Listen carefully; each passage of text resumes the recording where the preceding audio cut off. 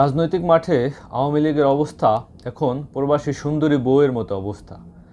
একজন প্রবাসী যখন তার সুন্দরী বউকে রেখে বিদেশে চলে যায়, ওই বউকে আশেপাশে পাড়ার দুষ্ট লোকেরা বিভিন্নভাবে তাকে ডিস্টার্ব করা শুরু করে এবং তাকে কাছে পেতে চায় এবং তার কাছ থেকে বিভিন্নভাবে লাভবান হওয়ার চেষ্টা করে।